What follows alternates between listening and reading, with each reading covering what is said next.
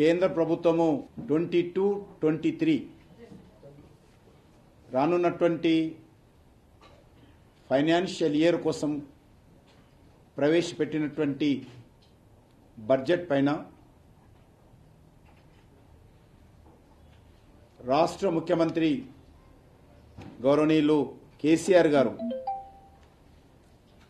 నిన్నటి రోజు press meet పెట్టి భారతీయ జనతా పార్టీ పైన కేంద్ర ప్రభుత్వం పైన అదేవిధంగా వ్యక్తిగతంగా ప్రధానమంత్రి గారి పైన సోషల్ మీడియా పైన సమాజంలో అనేక రకాల ఇతర వర్గాల పైన అనేక రకాల అక్కసు వెలగక్కారు. అసహనంతో మాట్లాడారు. వారు నేను చెప్పిందే వేదము, తన మాటే శాసనము అన్నట్లుగా వారు నిన్నటి రోజు పత్రికా విలేకరుల సమావేశంలో మాట్లాడారు.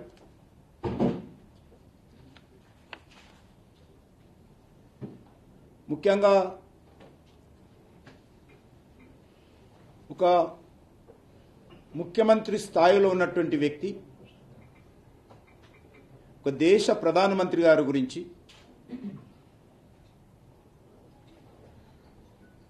మాట్లాడుతున్నప్పుడు ఉపయోగించేటువంటి పదాలు కానీ మాట్లాడేటువంటి భాష కానీ ఏ రకంగా ఎంత హుందాగా ఉండాలో ప్రత్యేకంగా చెప్పవలసినటువంటి అవసరం లేదు. కానీ గౌరవ ముఖ్యమంత్రి గారు గత కొన్ని రోజులుగా భారతీయ జనతా పార్టీ పైన, భారతీయ జనతా పార్టీ నాయకత్వం పైన, కేంద్ర ప్రభుత్వం పైన దిగజారి భాషను ఉపయోగిస్తూ అడ్డగోలుగా నైతికంగా మాట్లాడుతూ ఉన్నారు. అది ప్రధానంగా హుజూరాబాద్ ఎన్నికల ఫలితాల మరుసటి రోజు నుంచి ముఖ్యమంత్రి గారు, వారి కుటుంబ సభ్యులు, టీఆర్ఎస్ పార్టీకి చెందినటువంటి తెలంగాణ మంత్రులు ఒక పథకం ప్రకారము కుట్రపూరితంగా భారతీయ జనతా పార్టీ పైన విషం జల్లేటువంటి కార్యక్రమానికి ఒక కార్యాచరణ ప్రణాళిక రూపొందించుకొని పనిచేస్తూ ఉన్నారు. ప్రతిరోజు వరుసల వారీగా కేసీఆర్ కుటుంబ సభ్యులు, వంతుల వారీగా మంత్రులు, అవసరమైనప్పుడు గౌరవ ముఖ్యమంత్రి గారు తప్పుడు ప్రచారము, విష ప్రచారము, వాస్తవాలను వక్రీకరించేటువంటి ప్రచారం, ప్రజలను తప్పుదారి పట్టించేటువంటి ప్రయత్నం ముఖ్యమంత్రి గారు చేస్తూ ఉన్నారు. నిన్నటి రోజు చాలా దురదృష్టకరము. గౌరవ ముఖ్యమంత్రి గారు రాజ్యాంగబద్ధమైనటువంటి పదవిలో ఉంటూ ఆ రాజ్యాంగాన్నే మార్చాలని వారు మాట్లాడడం ఏదైతున్నదో, రాజ్యాంగంలో అత్యున్నతమైనటువంటి రాష్ట్రపతి తర్వాత, ఉపరాష్ట్రపతి తర్వాత ప్రధానమంత్రి హోదా ఉన్నటువంటి రాజ్యాంగమైనటువంటి పదవిలో ఉన్నటువంటి వ్యక్తిని అవమానం చేసే విధంగా మాట్లాడము, రాజకీయ విలువలకు, నైతిక విలువలకు, మానవీయ విలువలకు జుగుప్స కలిగించే విధంగా మాట్లాడారు. ఏ రాజ్యాంగం ఆధారంగానైతే తెలంగాణలో ప్రజలు ఉద్యమాలు నిర్వహించి పోరాటాలు చేశారో, ఏ రాజ్యాంగం ఆధారంగా అయితే పార్లమెంటులో తెలంగాణ బిల్లు పెట్టి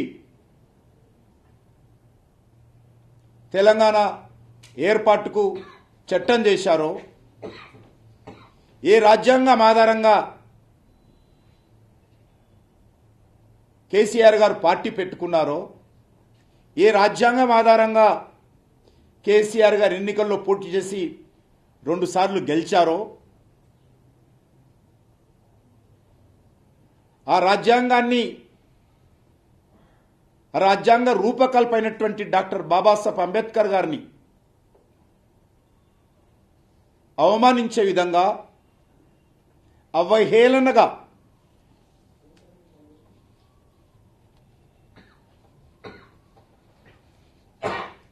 ముఖ్యమంత్రి గారు మాట్లాడము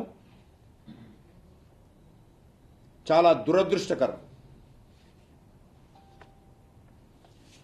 ఈ యొక్క కేసీఆర్ గారు చేసినటువంటి ప్రకటన పట్ల సమాజంలో ఉన్నటువంటి రాజకీయ విశ్లేషకులు, మేధావులు, కవులు, కళాకారులు, విద్యార్థులు అందరూ కూడా సిద్ధాంతాలకు, రాజకీయాలకు అతీతంగా ఖండించాల్సినటువంటి అవసరం ఉంది.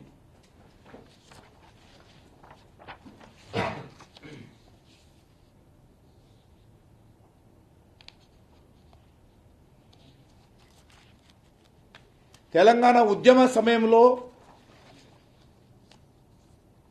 రాజకీయ పార్టీల భాష పట్ల కేసీఆర్ గారు ఉపయోగించేటువంటి పదాలను దిగదార్చి మాట్లాడారు.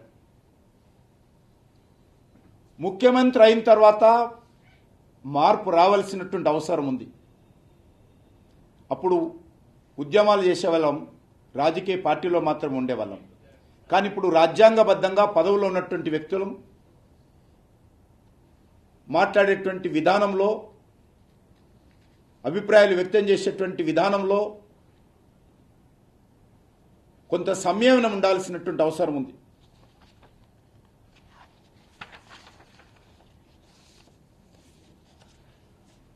బడ్జెట్ పైన, బడ్జెట్కు సంబంధం లేని విషయాలపైన, పార్టీ పైన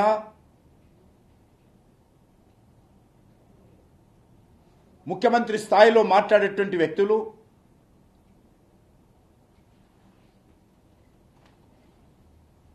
ఏ రకంగా మాట్లాడాలో కనీసం ఆలోచించకుండా ప్రధానమంత్రి గారిని ఎన్ని మాటలు అన్నారో, ఆయన వేసుకున్నటువంటి డ్రెస్సును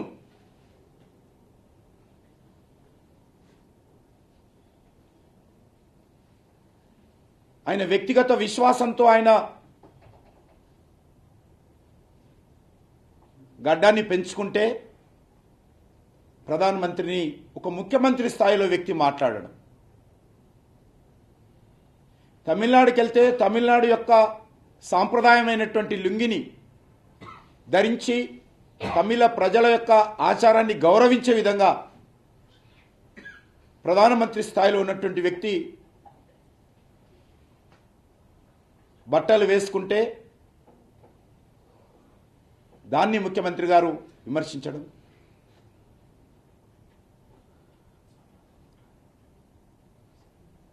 ఇది వ్యక్తిగతమైనటువంటి దాడులకు, విమర్శలకు, తప్పుడు ప్రచారానికి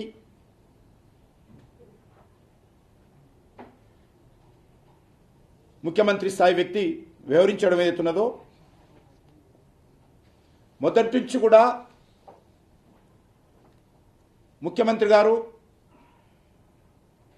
తాను చెప్పేది ఒకటి, చేసేది ఒకటి. నేను ఒకటే మనవి చేస్తా ఉన్నాను, నలుగురిని ఆకట్టుకునే విధంగా మీరు మాట్లాడినంత మాత్రాన అబద్ధాలు నిజము కావు. నిన్న మీరు 2.5 గంటల పాటు ఏకపాత్రాభినయం చేస్తూ ఉపయోగించినటువంటి భాష యావత్తు సమాజానికి సంబంధించినటువంటి అభిప్రాయం అన్నట్లుగా మాట్లాడారు. గత కొన్ని రోజులుగా హుజరాబాద్ ఎన్నికల ఫలితాల తర్వాత ఈటెల రాజేందర్ గారు ఎన్నికల్లో విజయం సాధించిన తర్వాత ముఖ్యమంత్రి గారి ఉన్నటువంటి ఒక అభద్రతా భావం చాలా స్పష్టంగా కనిపిస్తా ఉంది.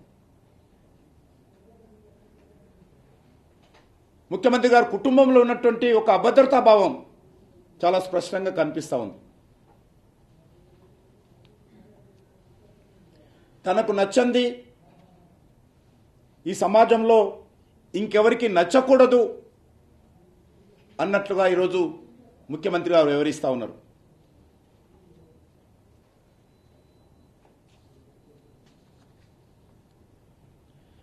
నిన్న ముఖ్యమంత్రి గారు వారి భాషలో చెప్పాలంటే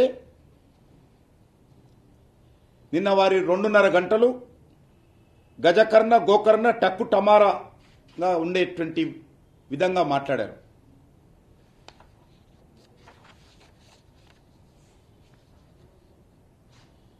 నేను ఒకటే అడుగుతా ఉన్నాను, మీరు భారతీయ జనతా పార్టీని కేంద్ర ప్రభుత్వాన్ని విమర్శించే ముందు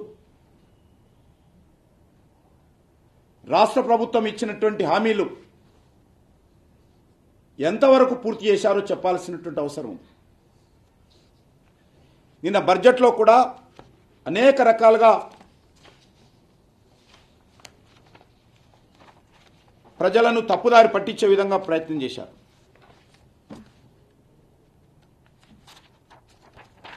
ఎరువుల యూరియా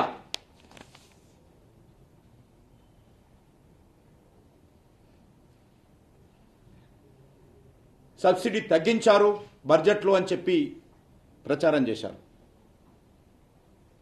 ఈ యూరియా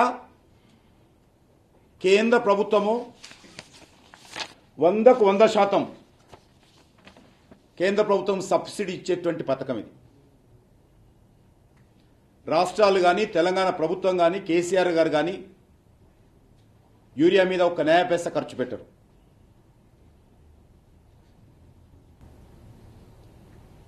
ఈ యొక్క 2023లో యూరియా మీద సబ్సిడీ నిమిత్తం 1,05 కోట్లు అలొకేట్ చేయడం జరిగింది. లాస్ట్ ఇయర్ ఇదే బడ్జెట్లో 21-22లో 79,529 కోట్లు మాత్రమే గత సంవత్సరం కేటాయింపులు చేశాం. గత సంవత్సరంతో పోలిస్తే ఈ సంవత్సరము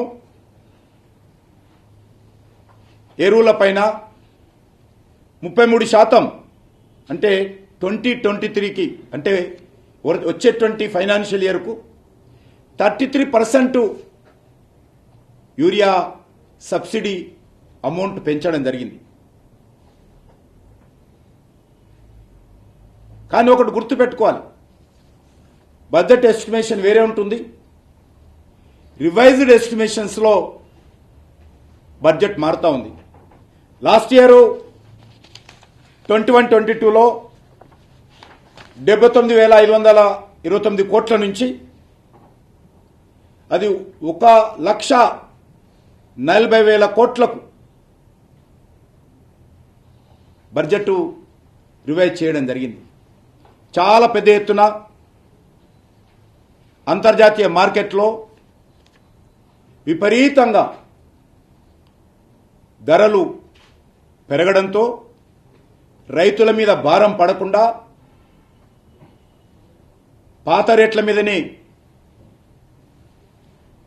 భారం రైతుల మీద మోపుతూ పెరిగినటువంటి సబ్సిడీ ఏదైతే అదనపు పెరిగిన ధరలుందో ఆ ధరలంతా కూడా కేంద్ర ప్రభుత్వం భరించడం జరిగింది. దాని కారణంగా 1,40,000కు 79,000 నుంచి 1,40,000కు 40,000 కోట్లకు యూరియా బడ్జెట్ పెరిగింది. యూరియా 351 టన్ను డాలర్స్ ఉంటే $351 ఉంటే ఒక టన్నుకు $890 పెరిగింది. అయినా రైతుల మీద ఒక్క భారం వేయలేదు, ₹1 కూడా మోపలేదు. అమోనియా టన్నుకు $574 నుంచి $745 పెరిగింది. పొటాషియం $230 నుంచి $600 పెరిగింది. అయినా కూడా ₹1 రైతుల మీద భారం వేయకుండా కేంద్ర ప్రభుత్వము పూర్తిగా బడ్జెట్ అలొకేషన్ కంటే ఎక్కువ పెంచి ఎస్టిమేషన్ బడ్జెట్లో దాన్ని అప్రూవల్ తీసుకోవడం జరిగింది.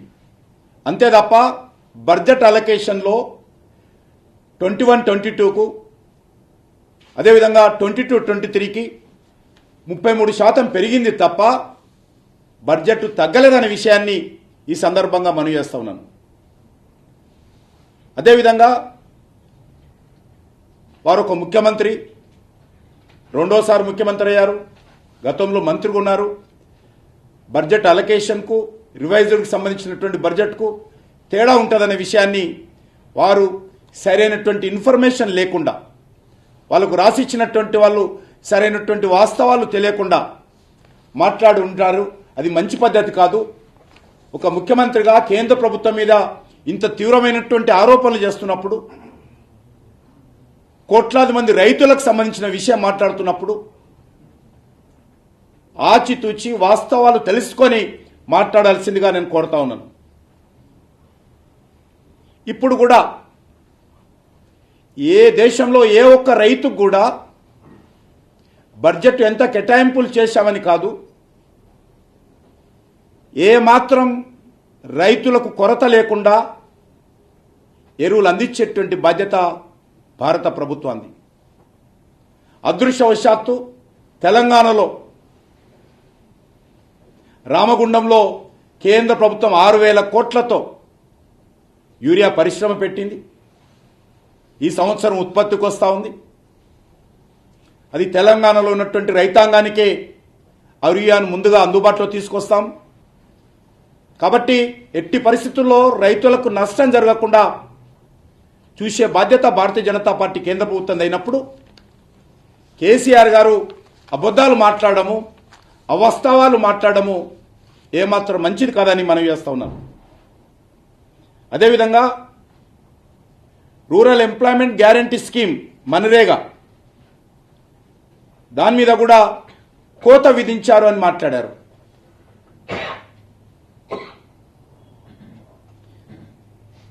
అది కూడా వాస్తవం కాదు. ఇది కూడా సెంట్రలీ స్పాన్సర్డ్ స్కీము. ఈ యొక్క మనరేగా కింద లాస్ట్ ఇయర్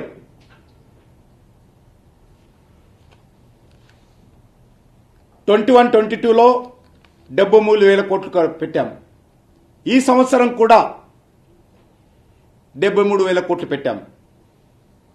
ఇందులో ఏమాత్రం తగ్గించలేదు.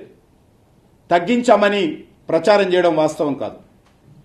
కానీ 21-22లో విపరీతమైనటువంటి కోవిడ్ మహమ్మారి కారణంగా ప్రజలు ఉపాధి కోల్పోయారు. కాబట్టి ప్రజలకు అదనపు పని దినాలు కల్పించాలి. కొత్త వాళ్ళకు కూడా ఎవరైతే ఈ యొక్క మనరేగాలో రిజిస్ట్రేషన్ లేనటువంటి కార్మికులు ఉంటారో వాళ్ళందరూ కూడా అవకాశం కల్పించాలనేటువంటి దృక్పథంతో 73,000 నుంచి 99,000 కోట్లకు అదనపు పని దినాలు, అదనపు కార్మికులకు కూడా ఈ యొక్క మనరేగా పని కల్పించాము. దాని కారణంగా 73,000 కోట్ల పెట్టినటువంటి బడ్జెట్ అది 98,000 కోట్లకు చేరుకున్నది. కాబట్టి అది కోవిడ్ లాక్డౌన్ కారణంగా ఈ సమస్య ఏర్పడింది. ఈరోజు మనకు తెలుసు 2018, 2019-20లో 7,88,00,000 మందికి ఉపాధి కల్పించాం. 2021లో 11.19 crores సంబంధించినటువంటి కార్మికులకు ఉపాధి కల్పించాం. 21-22లో 9.75 ఇంకా నడుస్తూ ఉంది, అది వర్తమానంలో. కార్మికులకు ఇప్పటి వరకు పని దినాలు కల్పించాము. ప్రతి నెల పీక్ టైంలో 50 కోట్ల పని దినాలు, 6 కోట్ల మందికి భారత ప్రభుత్వం భారతదేశంలో పని దినాలు కల్పిస్తూ ఉంది. కాబట్టి లాస్ట్ ఇయర్ లాక్డౌన్ సందర్భంగా కొంత ఎక్కువ మందికి పని దినాలు కల్పించాలనే ఉద్దేశంతో దానికి ఉదారంగా కేంద్ర ప్రభుత్వము రాష్ట్రాలకు అవకాశాలు కల్పించి ఎక్కువ పని దినాలు, ఎక్కువ మంది కార్మికులకు కల్పించే కారణంగా బడ్జెట్ పెరిగింది. కాబట్టి ప్రీ కోవిడ్ యాక్చువల్ స్పెండింగ్ అది కూడా మనం అర్థం చేసుకోవాలి. ఎంతైతే బడ్జెట్ కేటాయింపుల కంటే యాక్చువల్ స్పెండింగ్ తీసుకున్నట్లయితే ప్రీ కోవిడ్ 71,687 కోట్లు మాత్రమే. అది బడ్జెట్లో ఈసారి మనం 73,000 కోట్లు పెంచడం జరిగింది, పెట్టాము. కాబట్టి ఎక్కడ కూడా లోటు ఉండదు. లోటు ఉన్నా కూడా ఎక్కడ కూడా పని దినాలకు తక్కువగా కనిపించేటువంటి పరిస్థితి ఉండదు. కాబట్టి ఇది ఎందుకంటే ఇంప్లిమెంటేషన్ చేసేటువంటి అథారిటీ కేంద్ర ప్రభుత్వం బడ్జెట్ అయినప్పుడు కూడా అథారిటీ రాష్ట్ర ప్రభుత్వాలే. కాబట్టి దీంట్లో దాచుకోవాల్సింది, బడ్జెట్ తగ్గించుకోవాల్సింది అవకాశమే ఉండదు. కాబట్టి ముఖ్యమంత్రి గారు వాస్తవాలు తెలుసుకోకుండా, బడ్జెట్ కేటాయింపులు తెలుసుకోకుండా మరి ఆ రకంగా మాట్లాడము చాలా దురదృష్టకరం. ఇంకొక ప్రధానమైనటువంటి అంశంలో ఏమనేతారు, ఫుడ్ సబ్సిడీ తగ్గించారు అంటాడు. అది ఎవరు రాసిచ్చారో,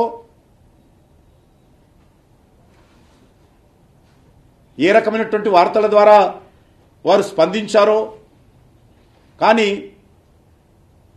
ఒక మెసేజ్, ఒక ముఖ్యమంత్రి స్థాయిలో ఉన్నటువంటి మెసేజ్ ప్రజలకు ఒక లాంగ్ మెసేజ్ పంపించారు. 2,11,000 కోట్ల నుంచి 65,000 కోట్లకు తగ్గించారని ముఖ్యమంత్రి గారు మాట్లాడారు. అంటే 1,45,000 కోట్లకు తగ్గించారు, మొత్తం 65,000 కోట్లు తగ్గించారని ఇచ్చాడు. మేము మైనస్ చేశామట 65,000 crores. ఇది కూడా 100% government of India food subsidy scheme.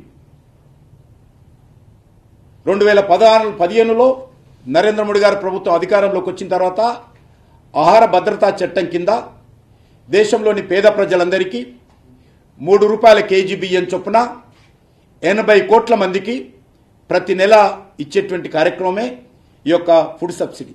Every month 80 crores people, 80 కోట్ల మందికి ప్రతి పర్సన్ 5 కేజీ చొప్పున, కేజీకి ₹3 చొప్పున ఈ ఆహార భద్రతా కింద కేంద్ర ప్రభుత్వం అన్ని రాష్ట్రాలకు ఈ యొక్క బియ్యాన్ని పంపిస్తుంది. కానీ 2022-23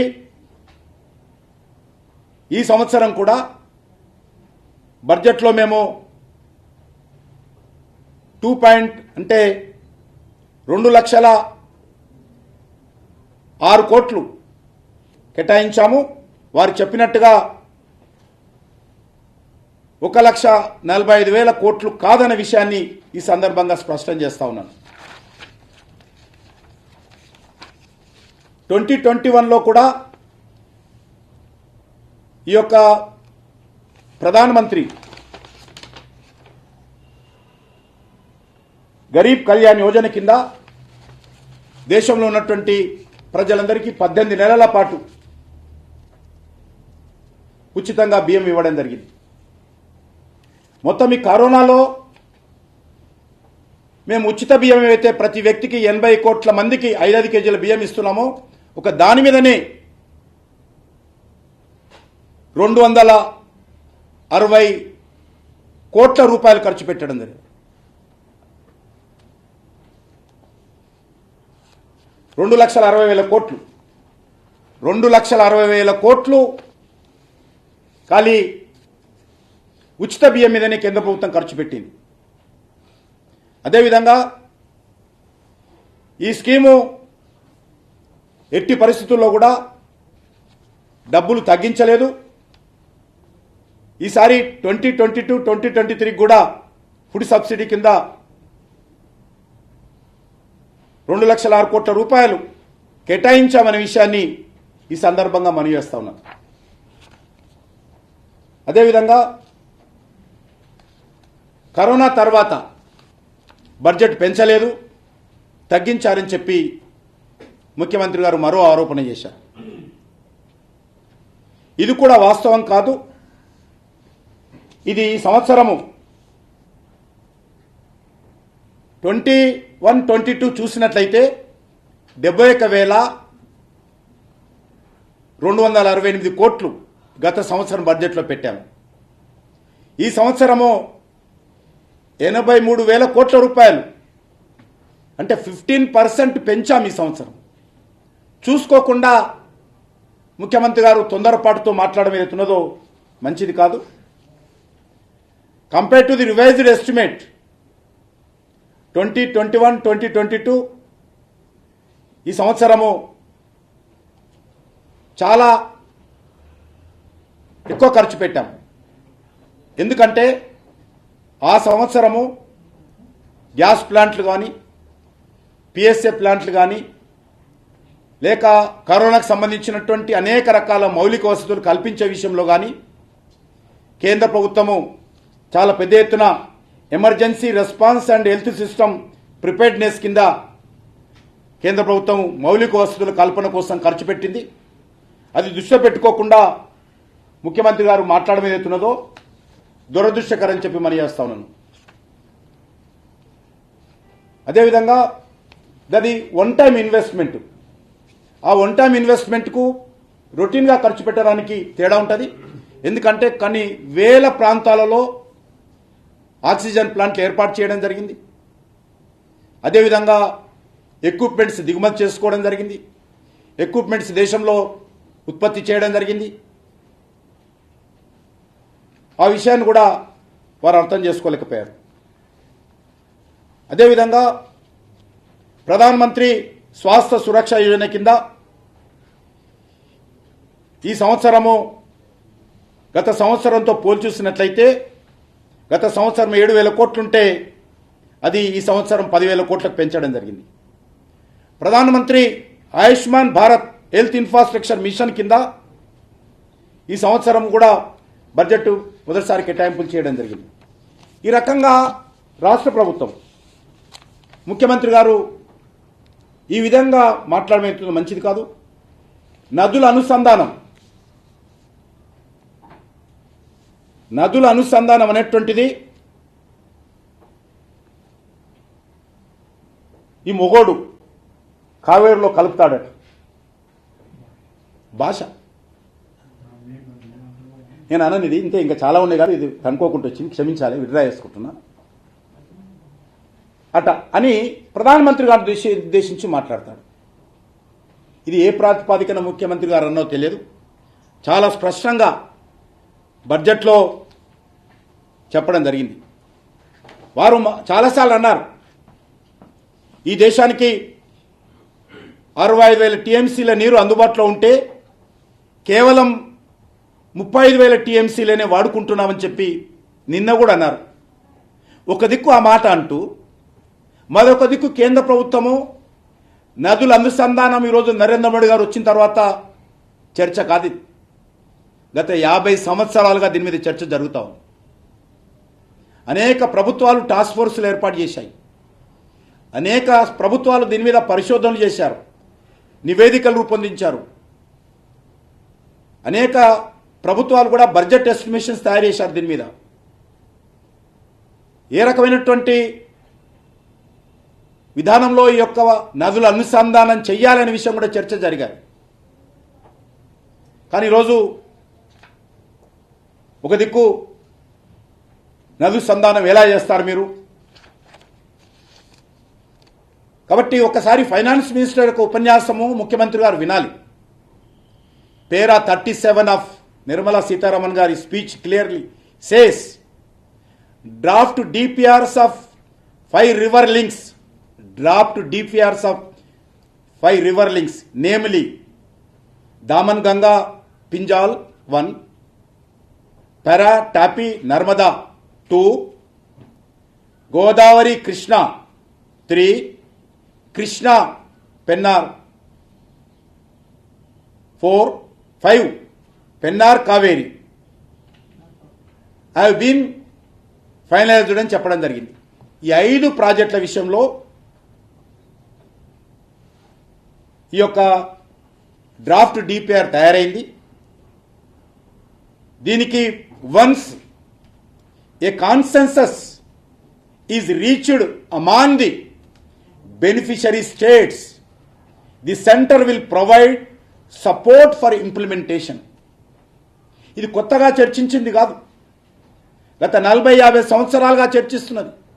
కేసీఆర్ గారు కేంద్ర మంత్రిగా ఉన్నప్పుడు కావచ్చు, కేసీఆర్ టీడీపీ ప్రభుత్వంలో మంత్రిగా ఉన్నప్పుడు కావచ్చు, కేసీఆర్ టీడీపీ ఎమ్మెల్యేగా ఉన్నప్పుడు కావచ్చు, దీనిపైన చర్చించారు. అనేక నివేదికలు రూపొందించారు, అనేక ఎక్స్పర్ట్ కమిటీలు ఉన్నాయి. అనేకమైనటువంటి రైతు సంఘాలు కానీ, మేధావులు కానీ, అనేకమైనటువంటి పత్రికలు ఎడిటోరియల్స్ కానీ, లేక అనేక సార్లు దీనిపైన చర్చ జరిగింది. చర్చ జరిగిన తర్వాత ఒక అడుగు ముందుకేసే విధంగా దానికి శ్రీకారం చుట్టేటువంటి ప్రయత్నము నరేంద్ర మోడీ గారి ప్రభుత్వం చేసింది. ఈరోజు నిజంగా గోదావరి కృష్ణ అనుసంధానం జరిగితే తెలంగాణలో ఒక్క గ్రామం కూడా కరువుతో ఇబ్బంది పడదు, ఒక్క గ్రామం కూడా. అదే జరిగితే తెలంగాణ అంతా కూడా సస్యశ్యామలమవుతుంది. కానీ నేను కట్టిన ప్రాజెక్ట్ కూడా ఇంపార్టెన్స్ తగ్గుతుందో అనేటువంటి వ్యక్తిగతమైనటువంటి ఆలోచనతో ఈరోజు నదుల అనుసంధానాన్ని విమర్శించడం ఏదైతున్నదో ఇది మంచిది కాదు. కరువు ప్రాంతాలు, వెనుకబడిన ప్రాంతాలు, తాగునీటి అందని ప్రాంతాలు, బీడులుగా ఉన్నటువంటి ప్రాంతాలు, ఈరోజు ఉపాధి దొరకకుండా వలసపోతున్నటువంటి ప్రాంతాలు ఏవైతున్నాయో ఈరోజు పరిష్కార మార్గం, ఒక దిక్కు తుఫాను వచ్చినప్పుడో వరదలు వచ్చినప్పుడో చాలా పెద్ద ఎత్తున ప్రాణ నష్టము, ఆస్తి నష్టము, పంటల నష్టం జరుగుతూ ఉంది. ఇటువంటి పరిస్థితుల్లో ఈ రకమైనటువంటి పథకాల పట్ల అనేక సంవత్సరాలుగా చర్చించినటువంటి పథకాల పట్ల, అన్ని రాజకీయ పార్టీలు ఏకాభిప్రాయంతో ఉన్నటువంటి పథకాల పట్ల ఒక చర్చ మొదలు పెడితే ముఖ్యమంత్రి గారు కనీసం అందులో ఏముందో చదవకుండా చాలా once A consensus is reached among the beneficiary states, the centre will provide support for implementation. ఇంత క్లియర్గా మేము చెప్తే ప్రధానమంత్రి గారిని పట్టుకొని ఆ రకంగా విమర్శిస్తారు. ఏ చేయకపోతే చేయలేదంటారు. మీరు వచ్చి 7 సంవత్సరాలైంది ఏం చేసిందంటారు. చేయడానికి ప్రయత్నిస్తే విమర్శిస్తారు. ఇదా పద్ధత? ఇది ఒక పద్ధతి గల ముఖ్యమంత్రి యొక్క వ్యవహారమా? ఆలోచన చేయాల్సిన అవసరం ఉంది. ఓ దిక్కు ప్రధానమంత్రి గారు చాలా స్పష్టంగా నిన్ననే చెప్పాడు, వాటర్ రిసోర్స్ను ఉపయోగించుకోవడం లేదు మీరు, వాటర్ అంతా కూడా సముద్రంలో పోతుంది, మీరు ఏం చేస్తున్నారు? నేను ఒక దిక్కు మాట్లాడతాడు. ఒక దిక్కు దాని మీద చర్యలు తీసుకుంటే ఎవరిని అడిగి తీసుకున్నారు, ఎట్లా తీసుకుంటారు అనేటువంటి విషయంగా పరుష పదజాలంతో అన్పార్లమెంటరీ భాషతో ప్రధానమంత్రి గారిని విమర్శిస్తారు. ఇది మంచిది కాదు. అదేవిధంగా మిషన్ భగీరథ దాన్ని మేమే 40,000 కోట్లు ఖర్చు పెడితే మిషన్ భగీరథ కింద హర్ గల్ జల్ అనేటువంటి పథకం కింద ట్యాప్ వాటర్ స్కీమ్ కింద మీరు 60 కోట్లే ఎట్లా ఖర్చు పెడతారన్నారు. ఇది ఇప్పటి వరకు ప్రభుత్వం ఈ సంవత్సరం 60,000 కోట్లు. మేము అన్ని రాష్ట్రాలకు చాలా క్లియర్గా మీరు స్కీమ్ ఇంప్లిమెంట్ చేయండి, మీకు డబ్బులు ఇస్తాము. కేంద్ర ప్రభుత్వం కాదు, రాష్ట్రాలకు డబ్బులు ఇస్తా ఉంది. రాష్ట్రాలు ఏ రకంగా ఖర్చు పెట్టుకుంటా ఉంటే ఆ రకంగా దీనికి సంబంధించినటువంటి పేమెంట్ మొదలుపెట్టాము. మేము మొదటి సంవత్సరం 11,000 కోట్లు, రెండవ సంవత్సరం 45,000 కోట్లు, ఈ సంవత్సరం 60,000 కోట్లు, 1,16,000 కోట్లు ఇప్పటి వరకు దీని కింద అలొకేషన్ అయింది. ఇది టోటల్ బడ్జెట్. దీన్ని మా దగ్గర మేము లెక్క వేసింది 3,60,000 కోట్లు ఖర్చు అవుతుంది దేశవ్యాప్తంగా ఖర్చు లెక్క వేశాము. కాబట్టి రాష్ట్రాలకు స్వేచ్ఛనిచ్చాము. రాష్ట్రాలతో పూర్తిగా ఒక ప్రత్యేకమైనటువంటి మంత్రిత్వ శాఖను ఏర్పాటు చేశాము.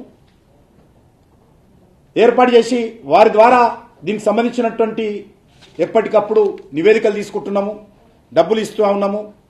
కాబట్టి ఇలాంటి విషయాల్లో కూడా ప్రభుత్వము ఈ రకంగా వివరించడం ఏదైతే ఉన్నదో దురదృష్టకరము.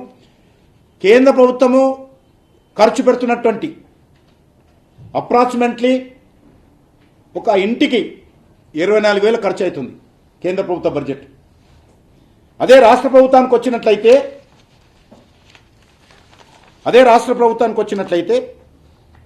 ఇది బడ్జెట్ 55,500 రూపాయలు ఖర్చు అవుతుంది. కేంద్ర ప్రభుత్వాన్ని ఖర్చు పెడుతున్నటువంటి డబ్బు ఎవరి హౌస్ హోల్డ్ వాటర్ ఇవ్వడం కోసం 24,000 ఖర్చు అయితే తెలంగాణ ప్రభుత్వంలో 54,500 కోట్లు ఖర్చు పెడుతున్నాం. కాబట్టి కేంద్ర ప్రభుత్వము చేసేటువంటి ప్రతి నయా పైసకు ప్రజల మనీ, ప్రజల చెమటోడ్చి కడుతున్నటువంటి పన్నులు, అది జీఎస్టీ పన్నులు కావచ్చు, ఇన్కమ్ ట్యాక్స్లు కావచ్చు, ఇతర పన్నులు కావచ్చు, మేము జవాబుదారితనంతో ఉన్నాం. గత 7 సంవత్సరాలుగా ₹1 కేంద్ర ప్రభుత్వ పరంగా, కేంద్ర ప్రభుత్వంలో ఉన్నటువంటి వ్యక్తుల పరంగా దుర్వినియోగం కాకుండా మా ప్రధానమంత్రి గారు ప్రధాన సేవకుడిగా ఈరోజు పనిచేస్తూ ఉన్నారు. నీతి నిజాయితీతో పనిచేస్తూ ఉన్నారు. కమిషన్లు, కాంట్రాక్టులకు సంబంధించినటువంటి విషయాల్లో జోక్యం లేకుండా పారదర్శకతతో పనిచేస్తూ ఉన్నారు. కాబట్టి మీరు ఇలాంటి విషయాల్లో ఆచితూచి మాట్లాడాల్సిన అవసరం ఉందని చెప్పి నేను గౌరవ ముఖ్యమంత్రి గారిని కోరుతా ఉన్నాను. అదేవిధంగా తెలంగాణలో ఇప్పటి వరకు ఈ 8 సంవత్సరాల్లో మాకు వచ్చింది, ఆయన 42,000 ఎంతో చెప్పాడు. పాపం ఎవరు చెప్పారో అది లెక్క 42,000 వచ్చిందని చెప్పాడు. ఈ సంవత్సరమే ఇప్పుడు నిన్న బడ్జెట్లోనే ప్రాథమిక అంచనా పెరుగుతుంది, తగ్గదు. 20,168 కోట్లు, 20,168 కోట్లు ఈ యొక్క బడ్జెట్లోనే పెట్టడం జరిగింది. అందులో సెంట్రల్ స్పాన్సర్ స్కీమ్స్ ఉంటాయి. అదేవిధంగా ఇది కాకుండా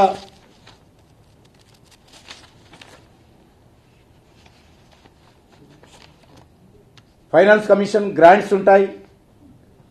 additional transfer to state approximately ఆ స్కీమ్స్ ఉంటాయి. ఈ రకంగా అనేక రకాల స్కీమ్స్ ఉంటాయి. ఇది కాకుండా వారు అర్థం చేసుకోవాలి.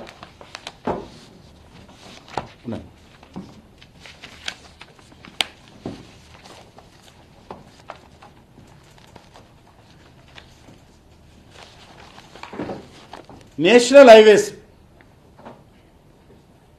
హైవేస్ 2014లో మన దగ్గర 2,511 కిలోమీటర్ల రోడ్డు ఉండేది. 2,511 కిలోమీటర్స్ తెలంగాణలో ఉండేది తెలంగాణ ఏర్పాటైనప్పుడు.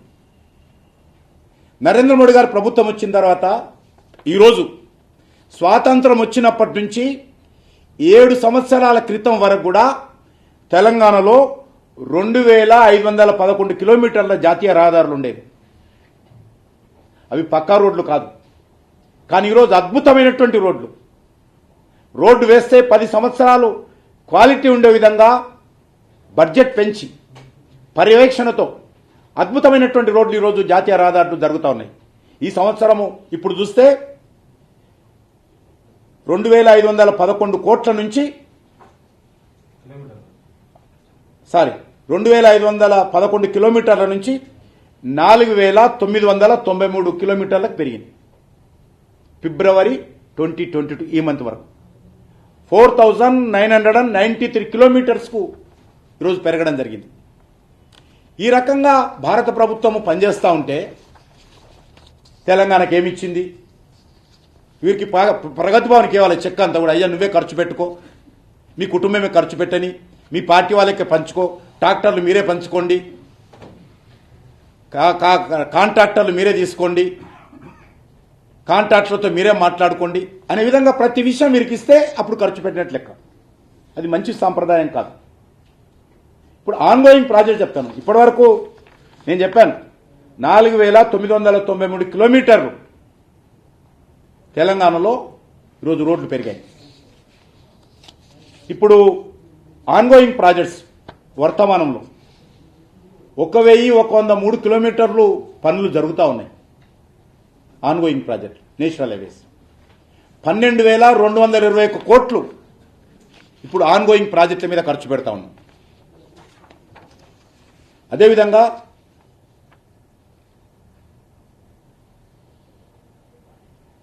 ప్రపోజుడు కొన్ని శాంక్షన్ అయినాయి, కొన్ని ప్రపోజల్లో ఉన్నాయి. అవి కూడా 21-22 32 రోడ్స్, 1142 కిలోమీటర్స్, 16,480 కిలోమీటర్లు, 16,480 కోట్లు, 16,480 క్రోర్స్. ఇది కాకుండా ఈ 22-23 రానున్నటువంటి ఫైనాన్షియల్ ఇయర్ అయితే ఇప్పుడు బడ్జెట్లో 13 రోడ్స్ తీసుకున్నాం, 827 కిలోమీటర్స్ తీసుకున్నాం, 15,889 కోట్లు ఖర్చు పెట్టబోతా ఉన్నాం. 15,889 కోట్లు ఈ బడ్జెట్లో పెట్టాం, ఖర్చు పెట్టబోతా ఉన్నాం. Almost ongoing projects existing financial year, coming financial year కలిపినట్లయితేనే 64,590 కోట్లు ఖర్చు పెడుతున్నాం. 64,590 క్రోర్స్ నేషనల్ హైవే మీద ఖర్చు పెడుతున్నాం. దీంట్లో ఇంక్లూడింగ్ రీజనల్ రింగ్ రోడ్ కూడా ఉంది. Telangana including regional ring road, నేను రీజనల్ రింగ్ రోడ్ యాడ్ చేస్తున్నాను. రీజనల్ రింగ్ రోడ్ కూడా కలిపి ongoing projects, existing projects, coming year projects ఇవన్నీ కలిపితే 60,590 క్రోర్స్ తెలంగాణ మీద స్పెండ్ చేయబోతాం. పరిస్థితి ఈ రకంగా ఉంటే ముఖ్యమంత్రి గారు అసలు తెలంగాణకి ఏమిచ్చారు? ఈరోజు 3 రూపాయల కేజీ బియ్యం అది పేదోళ్ళకి అందడం లేదా? ఇది మనరేగా నిధులు పేద కార్మికులకు లాభం చేకూరడం లేదా? ఈరోజు అనేక రకాలుగా నేను ఒకటే అడుగుతా ఉన్నాను, మీరు మమ్మల్ని విమర్శించే ముందు మీరు మీ విషయాలు ఆలోచన చేసుకోండి. మేము 7.5 సంవత్సరాలుగా ప్రతి పైసాకు ప్రజాధనానికి జవాబుదారీతో వ్యవహరిస్తూ ఉన్నాం. ఎంత మెదడు లేదు, చెత్త, చేతగాని పిఎము. నేను చాలా దురదృష్టకరం, అన్నీ నేను మాట్లాడదలుచుకోలేదు.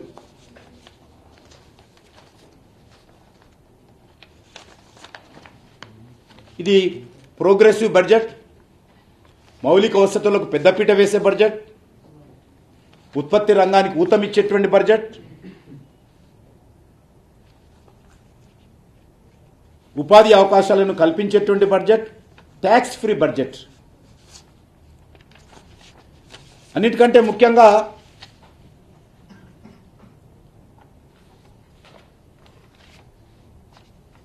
ఈ యొక్క బడ్జెట్లో ఏదైతే చెప్తామో అది చేస్తాం. మేము మీలాగా అనేక రకాల హామీలు ఉన్నాయి.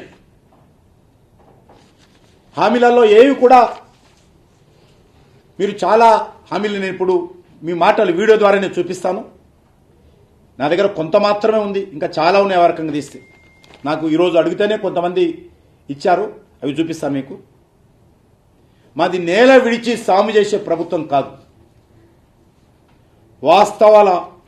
వాస్తవ అవసరాలకు అనుగుణంగా పనిచేసే ప్రభుత్వం మాది. కరోనాలో విపరీతంగా దేశవ్యాప్తంగా ఆర్థిక పరిస్థితి మీద ప్రభావం చూపినా, అదనంగా అప్పులు చేయాల్సిన పరిస్థితి ఏర్పడినా, ప్రజలను ఆదుకోవడం కోసము ఒక్క 5 కేజీల బియ్యం అదనంగా ఇవ్వడం కోసమే 2,60,000 కోట్లు ఖర్చు పెట్టాం. వ్యాక్సిన్ ఇస్తా ఉన్నాం. అయినా కూడా ఈ బడ్జెట్లో ₹1 సింగిల్ రూపీ అదనపు భారం పడకుండా నరేంద్ర మోడీ గారి ప్రభుత్వం బడ్జెట్ తీసుకొస్తే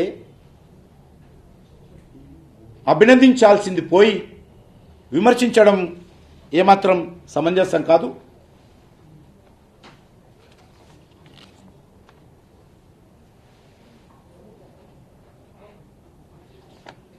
నేను అర్థం చేసుకోగలుగుతాను. తెలంగాణలో నేను మాట తప్పను, తల తెగిపడినా అనే విధంగా అనేక సార్లు ముఖ్యమంత్రి గారు మాట్లాడతారు. అసలు ఈ బీజేపీ వాళ్లకు ప్రభుత్వం చేయడమే చేత కాదు, కాంగ్రెస్ వాళ్ళకు చేత కాదు, ఇంకో ప్రతిపక్ష పార్టీలకు చేత కాదు. ఒక్క నా కుటుంబం తప్ప, ఈ దేశంలో నా కుటుంబం తప్ప, కల్వకుట్ల కుటుంబం తప్ప ఎవ్వరికీ దేశాన్ని పరిపాలించేటువంటి సత్తా లేదు, నా కుటుంబానికే ఉంది అనేటువంటి విధంగా ముఖ్యమంత్రి గారు నిన్న మాట్లాడారు. ప్రజాస్వామ్య సామాజిక న్యాయం లేనటువంటి తెలంగాణ ఈరోజు తయారు చేశారు ఆయన. నిరుద్యోగ భృతి ఇస్తామని చెప్పారు. డబుల్ బెడ్రూము ఏమైంది అడుగుతా ఉన్నాను. ఇండ్ల గురించి మాట్లాడారు. ఇండ్ల గురించి మాట్లాడేటువంటి నైతిక హక్కు ముఖ్యమంత్రి గారికి లేదు. కనీసం ఒక 25,000 ఇండ్లు కూడా మీరు ప్రజలకు పంపిణీ చేయలేకపోయారు. ఈరోజు వరకు 7.5 సంవత్సరాల్లో 25,000 ఇండ్లు కట్టి కూడా తాళం చేతులు లబ్ధిదారులకు ఇవ్వలేకపోయారు. మీరు విమర్శిస్తే ఎట్లా ముఖ్యమంత్రి గారు? ఈరోజు పక్క రాష్ట్రము ఆంధ్రప్రదేశ్ 20 లక్షల ఇల్లు కట్టారు కేంద్ర ప్రభుత్వ సహకారంతో. కట్టడం కానీ అందులో నిర్మాణంలో కూడా ఉన్నాయి. ఇక్కడ మీ దగ్గర ఎన్ని ఉన్నాయి ఒక్కసారి అంచనా వేసుకోండి. ఎన్ని? 20 lakhs. ఇంకా ఎక్కువ ఉన్నాయి కానీ నేను 20 lakhs తగ్గించి చెప్తా ఉన్నాను. ఈ రకంగా ఏ రాష్ట్రం ఎన్నిళ్ళు కట్టుకున్నా స్టాచ్యురేషన్ మోడ్లో కేంద్ర ప్రభుత్వం ఇల్లు ఇవ్వడానికి సిద్ధంగా ఉంది. కానీ అదేమి కట్టకుండా డబుల్ బెడ్రూమ్ పేరుతో ప్రజలను మభ్యపెడుతూ లబ్ధిదారులకు ఇల్లు లేకుండా చేస్తున్నటువంటి పరిస్థితి ఈరోజు తెలంగాణలో ఉంది. మీరు 2014లో రైతు రుణమాఫీ అన్నారు, మళ్ళీ 2018లో రుణమాఫీ అన్నారు, ₹1,00,000 వరకు రుణమాఫీ అని. ఎందుకు చేయలేకపోయారు? మీరు 4 సంవత్సరాలు కావస్తుంది కదా, జవాబు చెప్పండి. ఎందుకు ఈరోజు విత్తన సబ్సిడీ ఇవ్వలేకపోతా ఉన్నారు? మహిళా సంఘాలకు ఇవ్వాల్సినటువంటి పావుల వడ్డీ ఎందుకు ఇస్తలేరు? కేంద్ర ప్రభుత్వం 65,000 కోట్ల రూపాయలు పొదుపు సంఘాలకు ఈరోజు బ్యాంకుల ద్వారా రుణాలు ఇస్తుంటే మీరు ఇవ్వాల్సినటువంటి టీఆర్ఎస్ ప్రభుత్వం వచ్చిన తర్వాత పొదుపు సంఘాలకు పావుల వడ్డీ రాలే. ఎక్సెప్ట్ హుజరాబాద్లో ఉన్నటువంటి పొదుపు సంఘాలకు ఎలక్షన్ దృష్టిలో మొన్న ఇచ్చారు. ఒక్క హుజరాబాద్లో, తెలంగాణలో ఎక్కడు వెళ్ళి. ఇంతకంటే అన్యాయం ఉంటుందా? కేజీ టు పీజీ ఏమైపోయింది? ఆరోగ్యశ్రీ ఎందుకు ఈరోజు నిర్వీర్యం అవుతా ఉంది? ఫీజు రియంబర్స్మెంట్ బకాయిలు ఎందుకు సకాలంలో చెల్లించలేకపోతా ఉన్నారు? బీసీలకు సంబంధించినటువంటి పొలిటికల్ రిజర్వేషన్స్ ఎందుకు నిర్వీర్యమవుతా ఉన్నాయి? బీసీ బంద్ ఎందుకు ఎక్కడ పోయింది? దళిత బంధు ఎందుకు ఈరోజు హుజురాబాద్కే పరిమితమైంది? ఎందుకు టీఆర్ఎస్ కార్యకర్తలకే పరిమితమైంది? దళితులకు అందరికి ఎందుకు ఇవ్వడం లేదు దళిత బంధు? దళిత బంధు టీఆర్ఎస్ కార్యకర్తలకేనా, ఎమ్మెల్యేలకేనా, ఎమ్మెల్యే అనుచరులకేనా, దళిత సమాజానికి ఇస్తారా? ఎందుకు ఇవ్వలేకపోయారు? దళితులకు 3 ఎకరాలు ఏమైంది? దళితులకు ముఖ్యమంత్రి పదవి ఏమైంది? 60,000 ఎస్సీ సప్లాన్ ఏమైంది?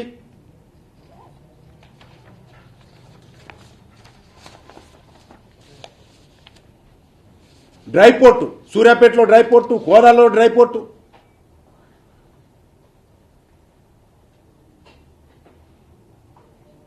ఇంట్లో తండ్రికో ఇల్లు, కొడుకుకో ఇల్లు, ఈ రకంగా మనిషికో ఇల్లు ఇస్తామని చెప్పారు. ఇండ్లు 350 కోట్లతో కళాభారతి నిర్మాణం ఏమైంది? గుంత కనిపిస్తే 1000 రూపాయలు ఇస్తామన్నారు కదా, ఏమైంది గుంత కనిపిస్తే? హైదరాబాద్ నగరంలో సీల్ బోర్డు రాష్ట్రం అన్నారు, విత్తనాల భాండాగారం చేస్తామన్నారు, ఏమైందా హామీ? ప్రతి నియోజకవర్గంలో ఒక మినీ ట్యాంక్ బండ్ నిర్మాణం చేస్తామన్నారు మేనిఫెస్టోలో. ఎరువులు ఉచితంగా ఫ్రీ ఇస్తామన్నారు. నేను ఇప్పుడు చూపిస్తాను అన్నమాట. Free fertiliser. నేను ఈ మాట విన్న తర్వాత చెప్పాడు నేను ఉపన్యాసంలో, మీరు వింటే కూడా ఆశ్చర్యపోతారు. నేను ఈ మాట చెప్తున్నాను ఇప్పుడు టీవీలో. ఈ మాట వింటే దేశమంతా కూడా అల్లకల్లోలం అయిపోతున్నాడు. ఫ్రీ ఫెర్టిలైజర్ ఈ మాట వింటే దేశం ప్రజలందరూ కూడా అల్లకల్లోలం అయిపోతుంది అన్నాడు. మరి ఎందుకు free fertiliser ఇవ్వలేకపోతున్నారు?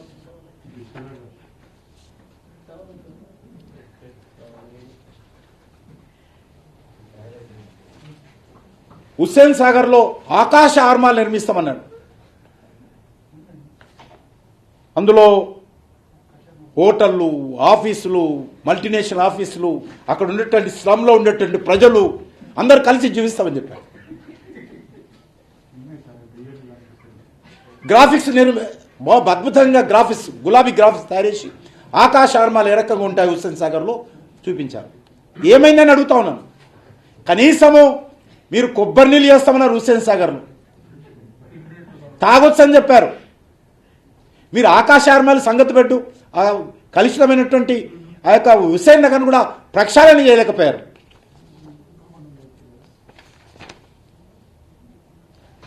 Ibrahimpatnam రాచకొండలో film city ఏర్పాటు చేస్తామన్నారు.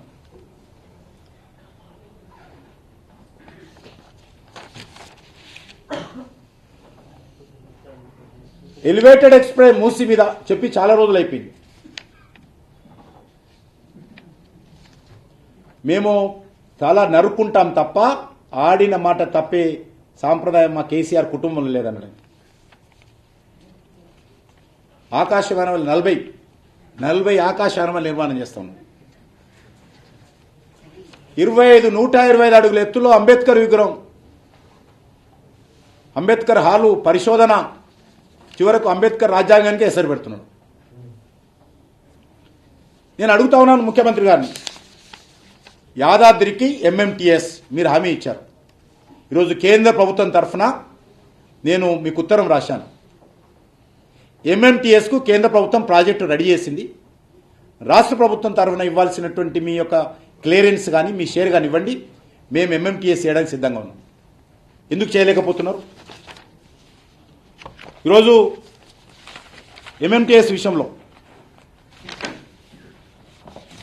అనేక రకాలుగా నిన్న వారు మాట్లాడారు.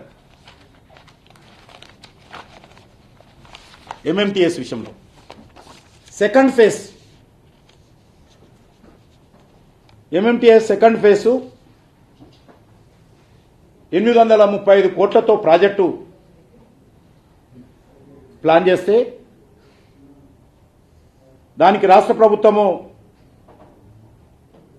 డబ్బులు ఇవ్వని కారణంగా ఆ ప్రాజెక్ట్ కాస్ట్ ఈరోజు 1,150 కోట్లకు పెరిగింది.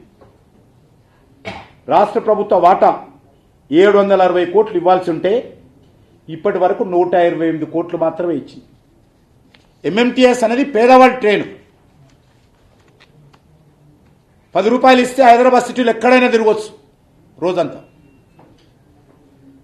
పాసులు ఉంటాయి government employees.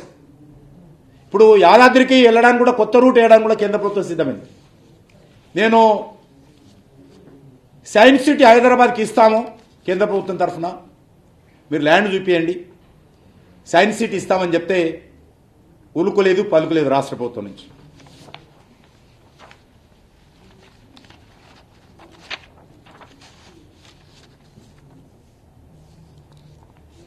International city Hyderabad అన్నారు, కానీ ఎక్కడైతే హైటెక్ సిటీలో, ఎకనామిక్ సిటీలో, ఎక్కడైతే రియల్ ఎస్టేట్స్ కొత్త అపార్ట్మెంట్స్ కట్టి ప్లాటింగ్ చేస్తున్నారో అక్కడ మాత్రమే హైదరాబాద్ అభివృద్ధి జరుగుతాం.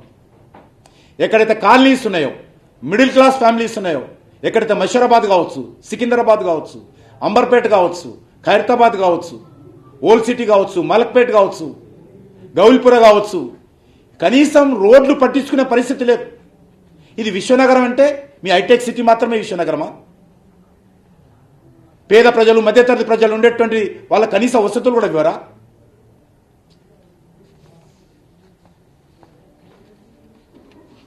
గాంధీ హాస్పిటల్ ఒకటే అయిపోయింది. ఉస్మానియా హాస్పిటల్ అద్భుతంగా కడతామన్నారు. ఉస్మానియా హాస్పిటల్ ఖాళీ చేశారు, కొత్త బిల్డింగ్ లేదు, ఉన్న బిల్డింగ్ కూడా కూలిపోయే పరిస్థితికి వచ్చింది. హైదరాబాద్ నలుదిక్కుల 4 నిమ్స్ లాంటి హాస్పిటల్ కడతామని చెప్పారు. ఏం నిమ్స్ లాంటి హాస్పిటల్స్ అని 4 నిమ్స్ లాంటి హాస్పిటల్స్ కడతామని చెప్పారు, ఒకటి కూడా కట్టాల. అన్ని జిల్లా కేంద్రాల్లో సూపర్ స్పెషాలిటీ హాస్పిటల్స్ కడతామన్నారు. కేంద్ర ప్రభుత్వం వరంగల్లో, ఆదిలాబాద్లో కట్టినటువంటి హాస్పిటల్స్ 2 సంవత్సరాలైంది. ఎక్విప్మెంట్ పెట్టాం మేము. 2 సంవత్సరాల నుంచి ఎక్విప్మెంట్ 8 ఆపరేషన్ థియేటర్స్తో ఇంటర్నేషనల్ స్టాండర్డ్లో ఎక్విప్మెంట్ పెడితే దానికి రాష్ట్ర ప్రభుత్వం వాటా ఇవ్వకుండా హాస్పిటల్స్ను సిబ్బంది లేకుండా హ్యాండ్ ఓవర్ చేస్తాం మేము. హాస్పిటల్స్ ఇంతవరకు ప్రారంభమవుతుంది. అన్ని జిల్లా కేంద్రాల్లో సూపర్ స్పెషాలిటీ హాస్పిటల్ కడతా ఉన్నారు. అన్ని అసెంబ్లీ కేంద్రాలలో 100 పడకల ఆసుపత్రి ఉన్నారు. ఎక్కడ ఒక్క దగ్గర కూడా ఇవన్నీ ఎన్నికల హామీలు మాత్రమే.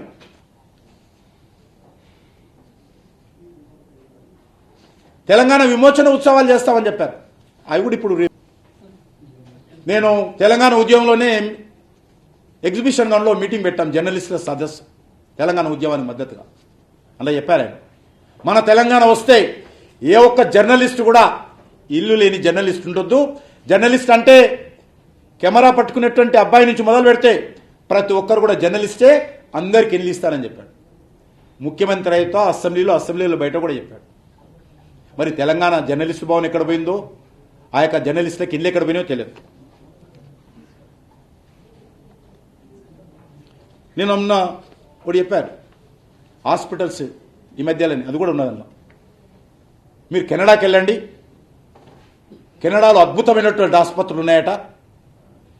ఎవరెవరు వాళ్ళ పేర్లు చెప్పాడు మైకులోని. వీళ్ళందరూ వెళ్ళాలా, ఎమ్మెల్యేలు పోవాలా, ఎంపీలు పోవాలా, మంత్రులు ప్రశాంత్ రెడ్డి పోవాలా, అందరు వెళ్ళి కెనడాకి వెళ్ళి హాస్పిటల్స్ బిల్డింగ్లు ఎట్టున్నాయి, ఎక్విప్మెంట్ ఎట్టుందో అటువంటి హాస్పిటల్స్ హైదరాబాద్లో దాన్ని తలదన్నే విధంగా మన దగ్గర హాస్పిటల్స్ కట్టాలి అని చెప్పారు. చాలా ప్రజలు వారి మాటలు వింటే సంతోషపడతా ఉన్నారు, ఎగిరి గంతేస్తా ఉన్నారు. ఇటువంటి ముఖ్యమంత్రి భవిష్యత్తులో వస్తారో రారో అనేటువంటి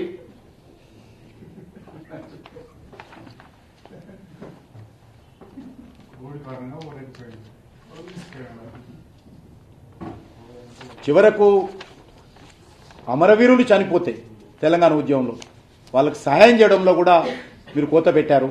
మీరు కేంద్ర ప్రభుత్వాన్ని విమర్శిస్తే ఈరోజు అర్ధరాత్రి వరకు మద్యం షాపులు తెరిచి మద్యం తెలంగాణగా, బంగారు తెలంగాణ పోయి మద్యం తెలంగాణగా మార్చారు. తెలంగాణ ఉద్యమంలో పాల్గొన్నటువంటి వాళ్ళందరూ ఈరోజు ప్రగతి భవన్లో మరి పక్కా కుర్చీలు వేసుకొని కూర్చున్నారు. వాళ్ళందరూ ఏ ఒక్కరోజు కూడా తెలంగాణ ఉద్యమంలో పాల్గొన్నటువంటి వాళ్ళు, తెలంగాణ ఉద్యమకారులను కొట్టినటువంటి వాళ్ళు, అక్రమ కేసులు పెట్టినటువంటి వాళ్ళు ఈరోజు వాళ్ళందరూ కూడా ప్రగతి భవన్లో పక్కా కుర్చీలలో కూర్చొని వాళ్ళు ఈరోజు తెలంగాణ ఉద్యమకారులను ఒక్కొక్కరిని ఈరోజు పంపించేస్తా ఉన్నారు, వేధిస్తా ఉన్నారు. ఉద్యమాలను అడ్డుకుంటా ఉన్నారు, అక్రమ కేసులు బనాయిస్తా ఉన్నారు.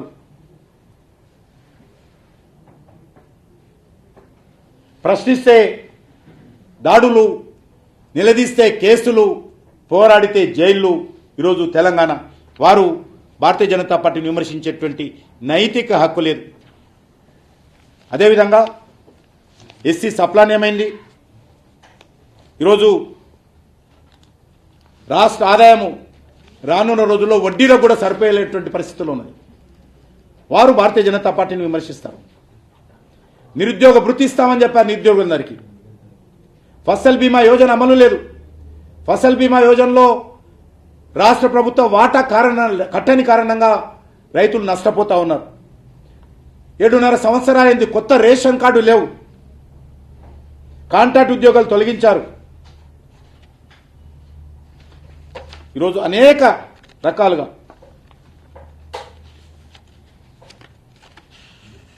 సచివాలయం లేదు, సచివాలయానికి రారు, సచివాలయం లేదు తెలంగాణలో. ఈరోజు ఉన్న సచివాలయం కూలగొట్టారు. ఎక్కడ ఏ శాఖ ఉందో తెలియని గందరగోళమైనటువంటి పరిస్థితులు ఉన్నది. ఇది గుణాత్మకమైనటువంటి మార్పు కలిగినటువంటి ముఖ్యమంత్రి గారు. వీరు దేశంలో గుణాత్మకమైనటువంటి మార్పు రావాలని ఈరోజు బీజేపీని విమర్శిస్తారు. సచివాలయానికి రాకపోవడం గుణాత్మకమైనటువంటి మార్పా? ఫామ్ హౌస్లో ఉండడం గుణాత్మకమైనటువంటి మార్పా?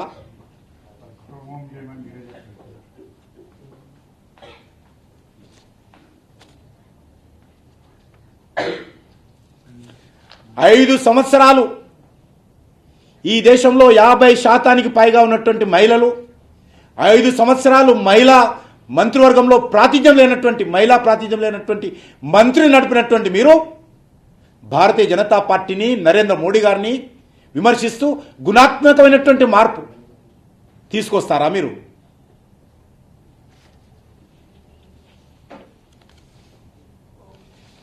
ప్రజలు ఎవరైనా కలుద్దామంటే దర్శన భాగ్యం లేదు, మంత్రులను కలవరు.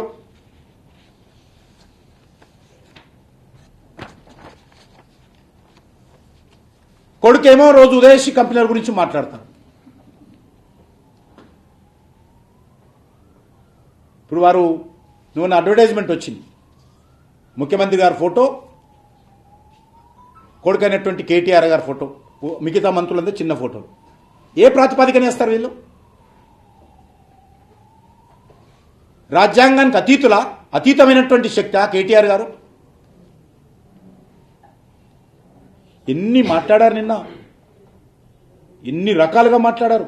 నాకు మాట్లాడాలంటే బాధ అనిపిస్తుంది, అవి చదువుతుంటేనే బాధ అనిపిస్తుంది.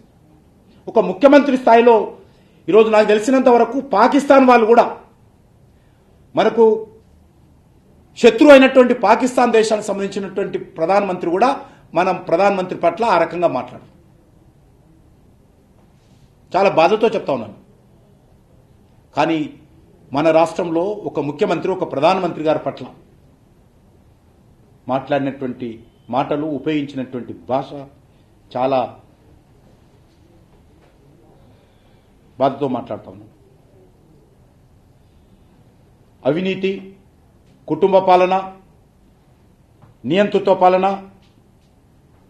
చేస్తున్నటువంటి మీరు దేశంలో ఏ రకంగా గుణాత్మకమైనటువంటి మార్పు తీసుకొస్తారో చెప్పాల్సిన అవసరం. ధర్నాలు చేసుకోవాలంటే ధర్నా చౌక్లో హైకోర్టు నుంచి తీర్పు తెచ్చుకోవాల్సినటువంటి పరిస్థితి ఈరోజు తెలంగాణ ఉద్యమకారులకు ఉంటే మీరు గుణాత్మకమైనటువంటి మార్పు గురించి మాట్లాడతారా? ఢిల్లీలో రైతుల ఉద్యమం గురించి మాట్లాడతారా? నిన్న రైతుల ఉద్యమం జరిగితే ఒక్క రోజు లాఠీ చార్జీ చేయలే, మేము ఒక్కరి మీద అక్రమ కేసులు పెట్టలే. ఉన్నటువంటి రైతులు ఉన్నప్పుడు మంచినీళ్ళ నుంచి మొదలు పెడితే, ఎలక్ట్రిసిటీ నుంచి మొదలు పెడితే, పారిశుద్ధ్యం నుంచి మొదలు పెడితే ప్రభుత్వం తరఫున అన్ని సౌకర్యాలు కల్పించాం రైతులకు.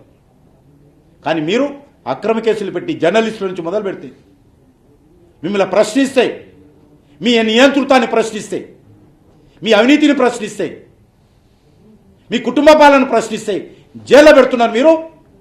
ఈరోజు నరేంద్ర మోడీ గారిని విమర్శిస్తారా?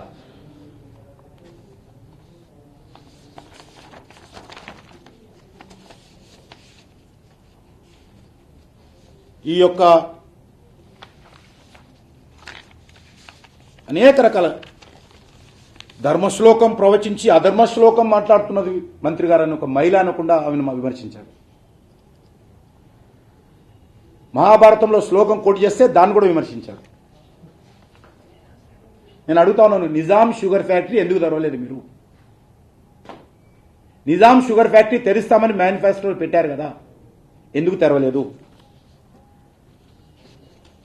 దళితులు ముఖ్యమంత్రి చేస్తామన్నారు కదా, ఎందుకు చేయలేదు?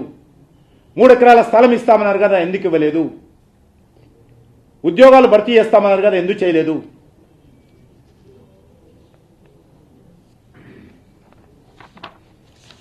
బహుశా ఇవాళ మా వాళ్ళు పాపం బాధపడుతూ టైప్ కొట్టారు ఆయన భాష అంతా కూడా, అది నేను చదవలేకపోతున్నాను. ఆయన ఏమేమి మాట్లాడాడో పాపం గౌరవ ముఖ్యమంత్రి గారు మాట్లాడినటువంటి భాష అంతా కూడా ఈ పేపర్లో ఉంది.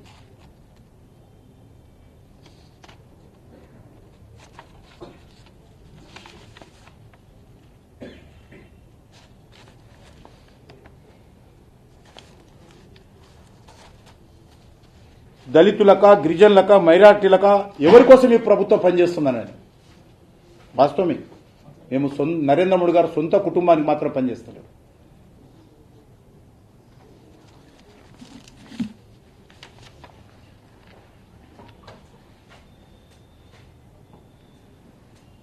పుత్ర మమకారము, కుటుంబ మమకారము తో ఈరోజు ముఖ్యమంత్రి గారు ఈ యొక్క హుజూరాబాద్ ఎన్నికల తర్వాత అభద్రతా భావంతో ఈ రకంగా మాట్లాడుతూ ఉన్నారు. తన కుటుంబం చేతి నుంచి తెలంగాణ అధికార పగ్గాలు దూరమైపోతున్నావేమో అనేటువంటి భయము ఈరోజు ముఖ్యమంత్రి గారికి వచ్చింది. ఒక భయం పట్టుకుంది. కేసీఆర్ గారు ఢిల్లీలో మంత్రి పదవి, తన కొడుకు ముఖ్యమంత్రి పదవి ప్రగతి భవన్లో ఫామ్ హౌస్లో ఊహించుకొని ఉండొచ్చు, తప్పులేదు, తప్పు కూడా అన్న నేను. దానికోసము అడ్డదిడ్డంగా మాట్లాడము ప్రయత్నం చేయవచ్చు మీరు. దేశమంతా కూడా తిరుగుతా, నేను మార్పు తీసుకొస్తా, విప్లవం తెస్తాను. విప్లవం తీసుకొని తప్పేం లేదు. మీకు భారత రాజ్యాంగం డాక్టర్ బాబాసాహెబ్ అంబేద్కర్ మీకు పూర్తి అధికారం ఇచ్చారు. మీ కొత్త రాజ్యాంగంలో ఉంటుందో లేదో నేను చెప్పగాని, ఇప్పుడున్నటువంటి రాజ్యాంగంలో దేశంలో విప్లవం తెచ్చేటువంటి అధికారము డాక్టర్ బాబాసాహెబ్ అంబేద్కర్ ఈ రాజ్యాంగంలో కేసీఆర్ గారు కల్పించారు. ఆ ఉన్నటువంటి రాజ్యాంగం ప్రకారం మీరు విప్లవం తీసుకురండి, మాకేం అభ్యంతరం లేదు. మీకు ఆ స్వేచ్ఛ ఉంది, అధికారం ఉంది, హక్కు మీకుంది, మీకు మీ కుటుంబానికి కూడా ఉంది.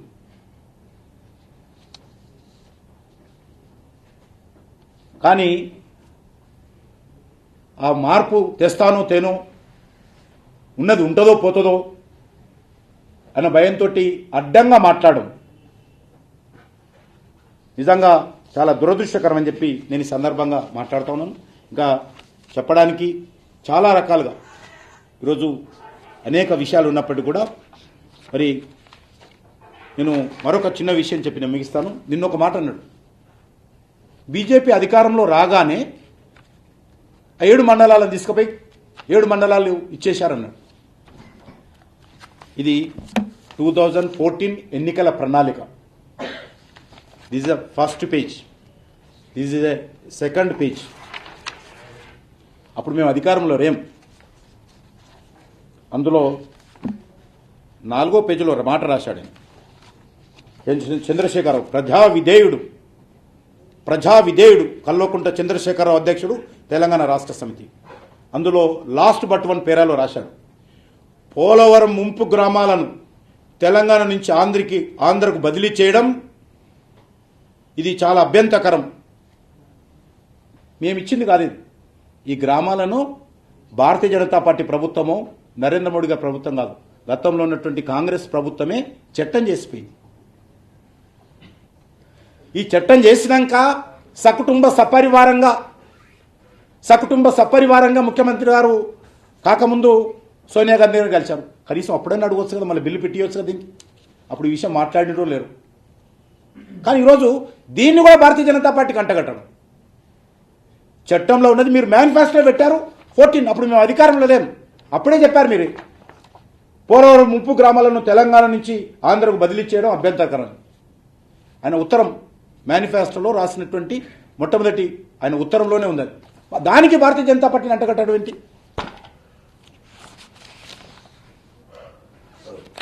కాబట్టి నేను ముఖ్యమంత్రి గారిని కోరుతా ఉన్నాను, తెలంగాణ అనేటువంటిది మనమున్నా లేకపోయినా, టీఆర్ఎస్ పార్టీ ఉన్నా, బీజేపీ ఉన్నా లేకపోయినా, మీ నాయకత్వం లేకపోయినా, మా నాయకత్వం లేకపోయినా తెలంగాణ అంటూ ఉంటుంది. తెలంగాణకు సంబంధించినటువంటి కొన్ని నైతిక విలువలు మనం కాపాడుకోవాల్సిన అవసరం ఉంది. రాజకీయాలు ఉంటాయి, ప్రస్తుతం మీరు విమర్శించవచ్చు, ఇంకొకరు విమర్శించవచ్చు, మీ మీ మీ అలవాట్ల ప్రకారం మిగతా వాళ్ళు కూడా విమర్శించవచ్చు, మీకు ఎట్లా జవాబు చెప్పాలో వాళ్ళు విమర్శించవచ్చు. నాకు అది చేత కాదు. కానీ దయచేసి రాజకీయాలు పూర్తిగా భ్రష్టు పట్టించే విధంగా వ్యవహారం చేయకూడదు. వ్యవస్థలు ఏవైతున్నాయో, అది ముఖ్యమంత్రి వ్యవస్థ కావచ్చు, ప్రధానమంత్రి గారి వ్యవస్థ కావచ్చు, అది పార్లమెంటు కావచ్చు, చట్టాలు కావచ్చు, మీడియా కావచ్చు, ఎవరైనా కావచ్చు, ఆ వ్యవస్థలను కూడా పరిరక్షించుకునేటువంటి ప్రయత్నం చేయాలి. అంతే తప్ప ఈరోజు నాకు నచ్చలేదు కాబట్టి, మా కుటుంబానికి నష్టం జరుగుతుంది కాబట్టి, తెలంగాణ ప్రజలు ఈరోజు టీఆర్ఎస్ని వ్యతిరేకిస్తున్నారు కాబట్టి, ఈరోజు మొత్తం తెలంగాణనే పూర్తిగా భ్రష్టు పట్టించి నేను వెళ్ళిపోతాను అనుకోవడం ఏదైతున్నదో అది మంచిది కాదు. ఎన్నో త్యాగాలు చేసుకుని తెచ్చుకున్నటువంటి తెలంగాణ మీద అందరికీ హక్కు ఉంది. మీ యొక్క కల్వకుట్ల కుటుంబానికి మాత్రమే కాదు, తెలంగాణలో ఉన్నటువంటి 4 కోట్ల మంది ప్రజలకు హక్కు ఉంది. బడుగు బలైన వర్గాలకు హక్కు ఉంది. ప్రతి ఒక్క వ్యక్తికి హక్కు ఉంది. మాటకు ముందు కిషన్ రెడ్డి ఉద్యమంలో ఏం చేశారంటారు? నేను ఇక్కడ నిరాహార దీక్ష చేశాను, లాఠీచార్జ్ చేశాను, గాయాలయ్యాను, ఇప్పటికీ నా కళ్ళు పనిచేస్తలేవు సరిగ్గా. ఇదే విధంగా రాజ్యసభలో బిల్లు పాస్ అవుతూ ఉంటే 7 రోజుల పాటు ఇదే ఏపీ భవన్లో దీక్ష తీసుకుంటే కోదండరామ్ గారు, మీ కొడుకు, మీ అల్లుడు వచ్చి నాకు నిమ్మరసం ఇచ్చి దీక్ష విరమింపజేశారు. బిల్లు పాస్ అయినాక దీక్ష విరమణ చేసుకున్నాం. కాబట్టి పదే పదే అనేక విషయాలు, పనికిరాని విషయాలు మాట్లాడి మీరు ప్రజల దృష్టిని మళ్లించేటువంటి ప్రయత్నం చేయకూడదు. నిజంగా బడ్జెట్లో పొరపాట్లుంటే మాట్లాడవచ్చు, పూర్తి అధికారం ఉంది, విమర్శించవచ్చు. కానీ ఒక పద్ధతిగా విమర్శించడం, ఒక ముఖ్యమంత్రి స్థాయికి తగ్గట్టుగా విమర్శించడం మంచిదనేటువంటి విషయాన్ని నేను ముఖ్యమంత్రి గారికి మనస్ఫూర్తిగా కోరుతాను.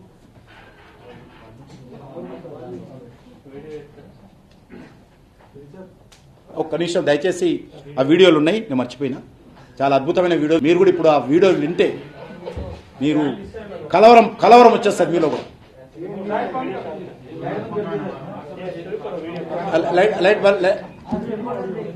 లైట్ బంద్ కరో అవి.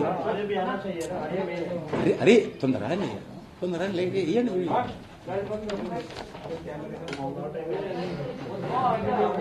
आप लोग बैठो, మీరు కెమెరాలు కావాలంటే తిప్పుకున్నట్టు. మూసి ఒకప్పుడు మంచినీళ్ళు తాగినటువంటి దాన్ని నాశనం చేసినారు గత పాలకులు. ఇప్పుడు దాన్ని మూసి రివర్ ఫ్రంట్ పెట్టినాం. ఆ విధంగా గోదావరి నీళ్లతో గడ్డిపేట, హిమాయత్ సాగర్ రెండు కూడా నింపుకునేటట్టు గోదావరి మూసి అనుసంధానం కింద దాన్ని ఇమీడియట్ చెకప్ చేస్తా ఉన్నాం. అదేవిధంగా ఎప్పుడు జలాశయాలు ఫ్రెష్ గా ఉంటే మూసీలో కూడా ఫ్రెష్ వాటర్ ఎప్పటికప్పుడు వదిలే ఆస్కారం ఉంటుంది. కాబట్టి మూసీలో పిల్లలు బోటింగ్ చేసి షికారు పోయేంత గొప్ప నదిగా దాన్ని తీర్చిదిద్దారు. ఎందుకంటే ఫ్రాన్స్ లో ఉన్న నది కూడా మూసి చెడగొట్టుకున్నారు, తర్వాత బాగు చేసుకున్నారు. లండన్ లో జేమ్స్ రివర్ కూడా మూసి కన్నా ఘోరంగా మురికి ఉండేది. వాళ్ళు ఒక రోజు మేల్కొని వాళ్ళు కూడా జేమ్స్ రివర్ ను పరిశుభ్రమైన రివర్ గా మార్చుకున్నారు. అందుకోసం మూసీ రివర్ ఫ్రంట్ కూడా చేస్తాం. మూసీని గోదావరితో అనుసంధానం చేసి తెలంగాణ వచ్చిన తర్వాత ఒక దళిత నాయకుడే మన తెలంగాణ రాష్ట్రానికి ముఖ్యమంత్రి. దళిత ముఖ్యమంత్రి చేస్తానికి చేయలేదు కదా, వాస్తవం కదా. అనేక కారణాంతరాలు చేయలేదు, ఆ మాట వాస్తవం. దాని తర్వాత మనం ప్రజలతో ఆమోదించారు నా నిర్ణయాన్ని. మొదటి 63 గెలిచి తర్వాత 89 గెలిచాం కదా. ఇతర పార్టీ గెలిచాం, పార్టీ ఫైనాన్స్ కావాలి. సిరీస్ ఎంత కడతారు పది ఏమనుకుంటారు సమస్య ఉందా? తప్పకుండా ఇతర పార్టీ నుంచి మా పార్టీ చేర్చుకుంటాం. వాళ్ళకి యోగ్యత ఉండే మంత్రి పదవులు ఇస్తాం గ్యారెంటీగా. వాళ్ళతో ఇస్తాం. వాళ్ళ ఇంత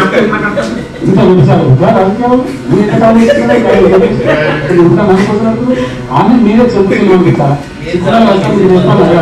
నా ప్లేస్ ఉందని అనుకోండి, మనం చేయడానికి ఈ క్యాబినెట్ లో ఇద్దరు ఉద్యోగకారులు ఉంటారు. మొత్తం 2,60,000 డబుల్ బెడ్రూమ్ ఇల్లు ఈ టర్మ్ లో కడతామని చెప్పి మేము ప్రజలకు హామీ ఇచ్చినాం. 101% అవి కట్టబోతా ఉన్నాం. డబుల్ బెడ్రూమ్ ఇల్లు 2,60,000 కట్టించమని చెప్పిన కట్నం చాట్ అని నడుస్తాను మీరు కానీ బాగా ఏం కాదు నాకు అర్థం కాదు ఏం అడగాలి సార్ 1 లక్ష దళిత కుటుంబాలను ఈ రాబోయే 4 ఏళ్లలో ఖచ్చితంగా 3 ఎకరాలకు పంపిణీ చేయాలని చెప్పి ప్రభుత్వం కేబినెట్ ఆల్రెడీ డిసైడ్ చేసింది. ఆ కార్యక్రమంలో జరుగుతుంది. अब 3 एकड़ का बात हमने कभी वो वायदा किया ही नहीं. भूमिలో పండించేస్తాం భవిష్యత్తులో భూమి పదవుతున్నాను చెప్తాం లేదా పంచాయతీ కాడ కొట్టారు కదా పంచి తెలంగాణ స్వతంత్ర దినంగా తెలంగాణ 10 జిల్లాలలో కూడా అధికారంగా జరిపించేందుకు ఒప్పించి ప్రభుత్వాన్ని ఈ యోజనను జరపబోతే అసలు దేశం ముగిపోదా. వినిపిస్తానికి ఇంకా మస్తుగా ఉన్నాయి. తెలంగాణ రాకముందు అవునన్నది, తెలంగాణ వచ్చినాక కాదు అంటున్నాడు.